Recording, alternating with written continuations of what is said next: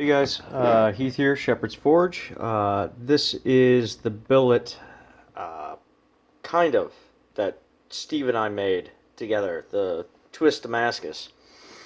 Um, he's still Steve from One on Forge is still working on his. This is mine, and what we have here is um, three pieces of Twist Damascus.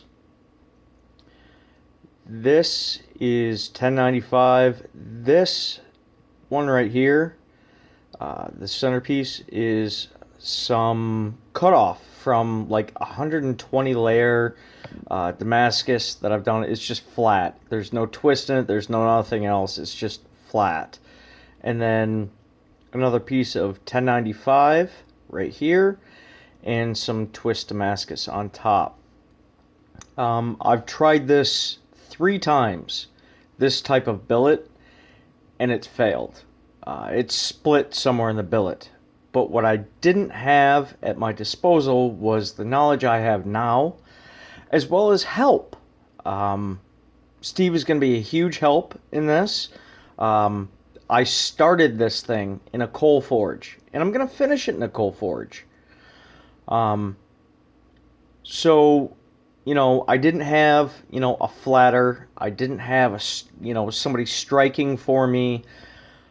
This is something I really want to try again. And basically what I'm going to do with this is I'm going to smash down with the flatter. Have Steve smash down with the flatter as I hold, and get this all forge welded in this direction.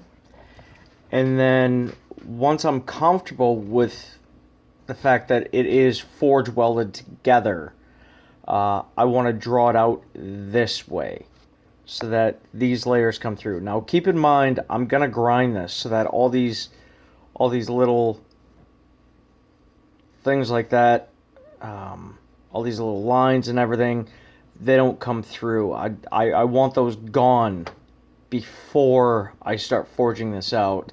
Otherwise, I'm probably going to end up with like inclusions and delamination. Well, probably not delaminations, but definitely inclusions.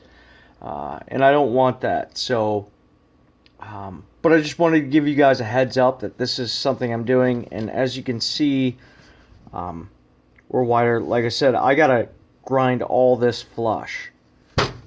Everything's got to get ground flush. All these little imperfections, I got to grind all that out.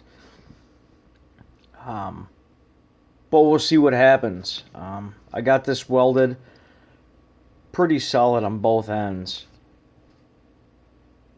I mean, it ain't going anywhere. And I welded it up. I did the ends instead of going across here as well, because it's a short billet.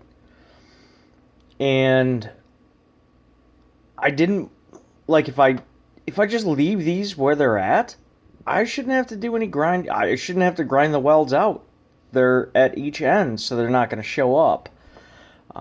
But anyway, guys, I wanted to show you what I was working with, what I did with the billet that Steve and I made. And so there's that. So have a good night, guys. All right, we'll see you on the next one. Bye.